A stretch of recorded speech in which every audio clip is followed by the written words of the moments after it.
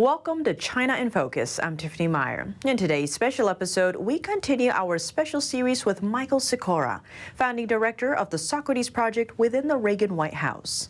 In part 2, he sheds light on specific examples of how the Socrates Project would tackle challenges, the different approaches between tech-based and finance-based, and more.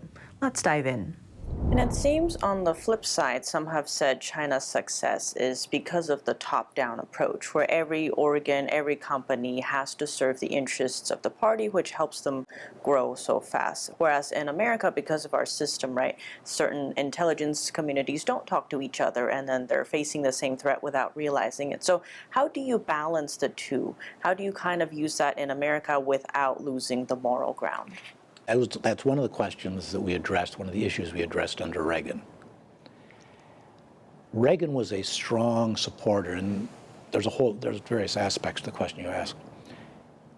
Reagan was a strong supporter of a minimum government, okay, free markets, everything else.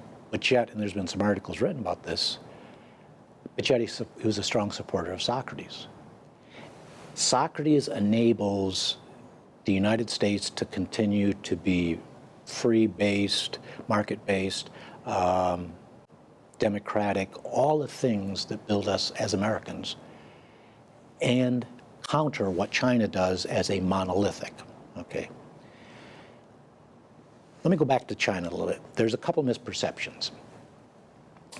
People look at China and they go, that's just like the Soviet units, top-down, things like that. That's false, okay? If you look at the Soviet Union, they were government-centric planning, okay? It was very rigid. That was something we used against them, very inflexible. You could get shot if you didn't follow what you were told to do, okay? China's a little bit different.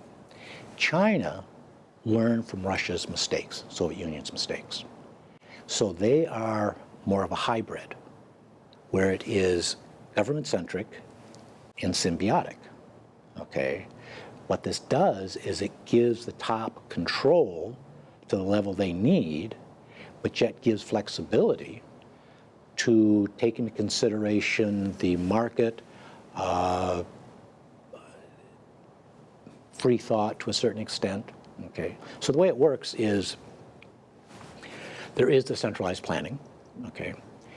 They utilize that with government-centric on certain large organizations, certain critical organizations for critical industries, things like that.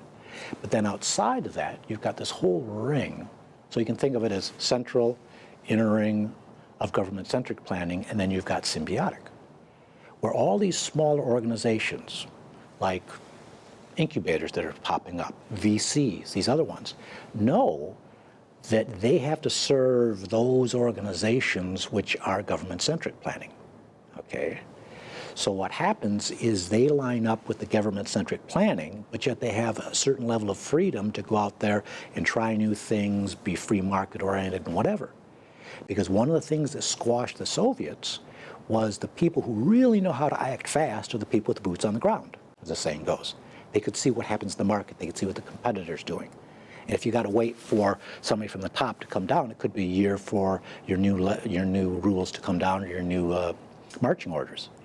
But when you've got that interface where they're free to a certain extent, but they know the more they line up with the organizations which are government-centric, the more support they will get from other organizations. Because in symbiotic planning, what happens is, goes back to Japan. Japan was symbiotic planning in the sense that Meade came up with the National Technology Strategy. But they knew in that National Technology Strategy, it was addressing companies like Sony and the other ones. But they knew that if they told Sony, which they didn't ever tell, or if they directed Sony to do something Sony didn't want to do, Sony would say, we don't have to do it. We're a democracy, okay? So what they did is they designed it such that, well, it may push it in the national direction, but it's pretty much in line with what Sony wants to do. So what happens is Sony looks at that and says, right, if we line up with it, and other people line up with it, like the banks, the universities, things like that, we got more other technology exploitation to leverage. So the more we line up with them, the more other resources available. So centerpiece says, yes, we would like you to do this. They say, yes, we'd like to do that. gives us more resources. That's basically the same thing China does. Government-centric, what have you. So, if we go to Socrates, Socrates was designed to give symbiotic relationships, okay, where what we can do is we can come up with a national technology strategy, but not government-centric, but yet what is determined by the entire U.S. ecosystem, economic and military, which is a whole discussion in itself, okay, and that's all been worked out, and there's actually legislation passed on that already. And from there, the individual organizations throughout the U.S. ecosystem can figure out how to exploit technology from Socrates, technology-based planning, that best lines up with the national technology strategy. It's not dictated, but they know that the country is going in the direction of technology X. That means the universities are going to try to go in that direction because that's where their employment's going to be. And the students are going to go there. And the banks see that if the country's going in that direction, their loans and the VCs' money is going to have a lower risk if they go in that direction too. So now all of a sudden, people can now leverage each other's technology exploitation to generate a increased competitive advantage because they're working as a team, but it's all voluntary. So that's how the United States works as a team, which has a higher degree of flexibility, and it's all independent, such that we can outmaneuver China's somewhat monolithic because it's government-centric and then symbiotic. When it comes to the financial sphere, it seems a lot of American businesses, for example, struggle with maybe wanting to do business in China for the cheap labor, but then not wanting to do it because of the cheap labor and all the human rights concerns. But it's gotten to the point where a lot of Americans, the consumers, don't want to buy things manufactured in China. But how do you get around that? Because Chinese-made goods, many with slave labor, are still pouring into the country. So what can be done? Well, there's a couple approaches to it. Number one, if you look at technology, it's rapidly evolving to the point where we can replace a lot of the manual, such that the price will drop comparably. But at the same time, it's when the U.S. goes to China for manufacturing, what's been going on a long time, and now they've gotten smart to it to some degree, is they will require the technology, and the Chinese will require the technology in order to do the manufacturing. Okay, and in most cases, what China is doing is building up their capabilities to eventually push the United States out of that industry, and they take more and more and more.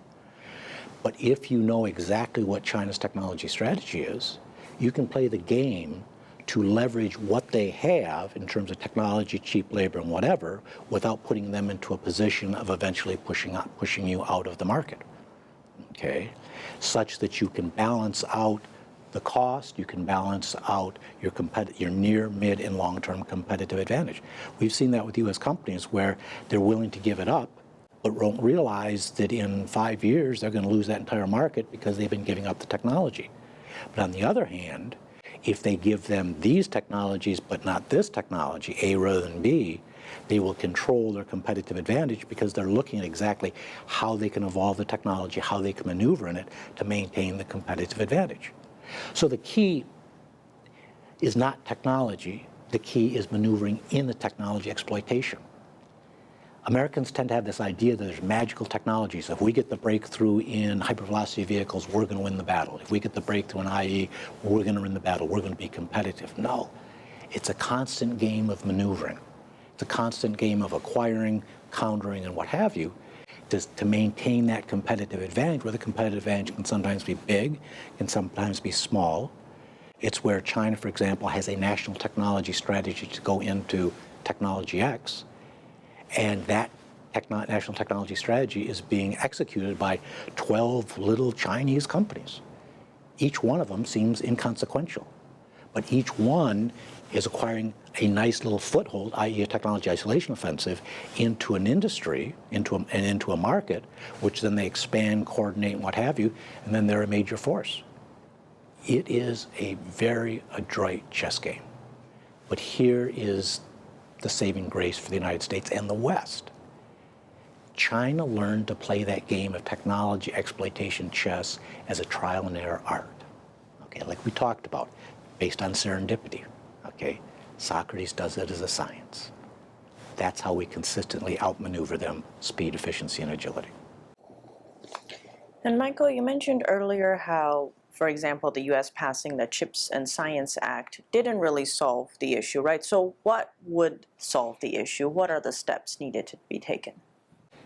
Well, as we did in the 80s, I mean, we were a key element that Reagan used to bring down the Soviet Union. We identified the China threat. We saw exactly what they were doing: technology strategies, technology-based planning, national technology strategies. And we were on track to contain China, okay? So what we need to do is reestablish the Socrates project, okay? If you look at the CHIPS Act, okay, $260+ billion, all going for basically R&D, okay? Technology exploitation in a broad sense. So it's going for R&D, it's going for increasing manufacturing, subsidies, and things like that, okay? But we're going to get outmaneuvered. So that $260+ billion is going to get outmaneuvered. When I talked to a certain congressman on the Hill about it, I asked, who do you think likes that legislation? They said, oh, it's CHIPS people, the IC people. I said, no, it wasn't really the IC people. He said, oh, the universities, they get a lot of money too. And I said, no, it wasn't actually them. I said, it's China, because it does exactly what China wants. It puts us in the position of thinking we're in an R&D foot race. It's all a matter of out R&Ding the other side. We're going to put our blinders on, race for the finish line, and spend 260 plus billions of dollars. China will outmaneuver that R&D such that it does not generate the competitive advantage we expect, and we're going to be 260+ more billion dollars in debt, if not a lot more. That's how we solve the problem. That was Michael Sikora, founding director of the Socrates Project within the Reagan White House. And for those watching our full episode, after break, we continue our coverage. He sheds light on how exactly a technology space can help not just us, but also our allies, the ways it can take out the Chinese regime, and more. The full episode is available on our partner platform, Epoch TV. To sign up, click the link down below. Thanks for watching China in Focus. I'm Tiffany Meyer, and see you soon.